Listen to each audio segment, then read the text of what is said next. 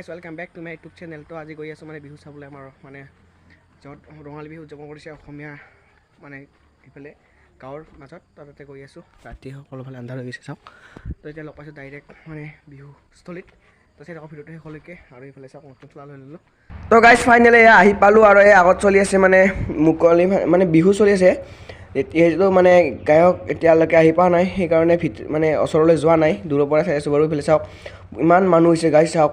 এইফালে আছে আমাৰ গাঁৱৰে জগন্নাথ মন্দিৰটো ওচৰতে, আৰু এইফালে চাওক কি ধুনীয়াকৈ মানুহবোৰ মানে বহুত মানুহ হৈছে গাইজ। হিচাপত গাঁৱৰ হিচাপত বহু আল্টিমেট লেভেলত মানুহ হৈছে। তো চাই থাকক ভিডিঅ'টো, মই আপোনালোকক দেখাম বাৰু, চব ছিংগাৰকো দেখুৱাম, চাই থাকক। আৰু এইফালে চাওক মানে অকণমান মঞ্চৰ ইফালে মানে বাহিৰত ওলাই আহিলোঁ কিবা খাবলৈ অকণমান, আৰু মানে এয়া লৈছোঁ মানে ফুলৰি গৰম গৰম ধুনীয়াকৈ খাই আছোঁ, পূৰা ৰঙা ৰঙা চাওক গাইজ।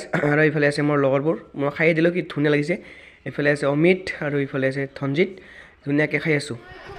আৰু এটা ধুনীয়াকৈ ছিংগাৰো আহি পালে। এতিয়া দুটামান আপোনালোকক গান শুনাম আৰু ভিডিঅ'টো শেষ কৰি